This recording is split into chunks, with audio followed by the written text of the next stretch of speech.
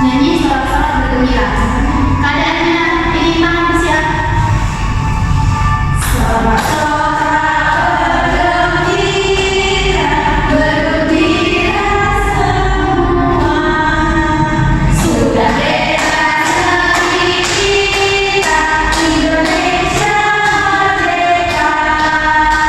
Indonesia merdeka, Republik Indonesia. Itulah milik kita untuk selamanya. Oke, silakan duduk anak-anak. Nah, sebelum kita memulai pembelajaran kita, apa yang harus kita lakukan? Oke, kami sedang berdoa. Kita berdoa menggunakan nama dan kepercayaan kita masing-masing. Doa dimulai. Doa selesai. Sebelum kita ini memulai pembelajaran kita, Ibu mau absen dulu ya. Adanya Desi, Ade, Gila, Oke, ada semua tampaknya ya. Sekarang ada yang tahu nggak kita hari ini mau belajar apa? Belum, nggak tahu. Tahu ya.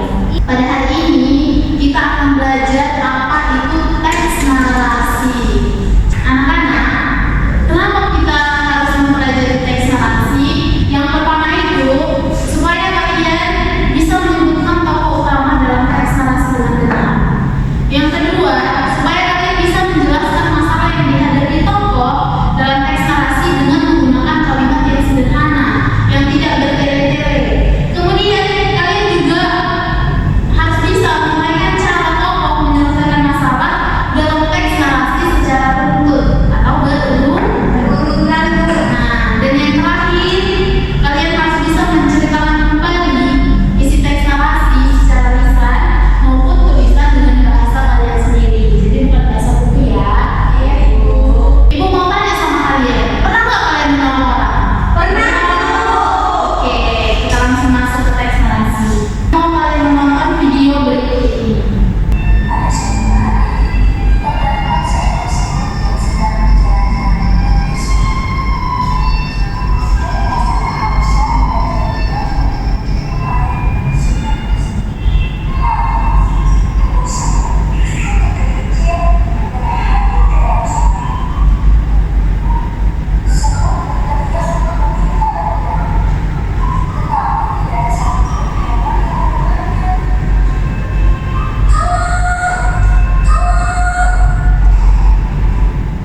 Oke, nah di situ ada 3 pertanyaan. Ibu mau, tadi kan kalian udah perhatikan itu videonya. Ibu mau kalian menjawab nomor 1, Bila. Tokoh mana yang sedang mengalami kesulitan? Saya, Bu. Adik. Semut, Bu. Ya, bagus. Apa sih kesulitan yang dia hadapi? Dia tenggelam, Ibu. Terus, menurut Ade nih, apa yang akan terjadi jika si semut itu nggak ada yang nolong? Mati dong, Bu. Ande ya.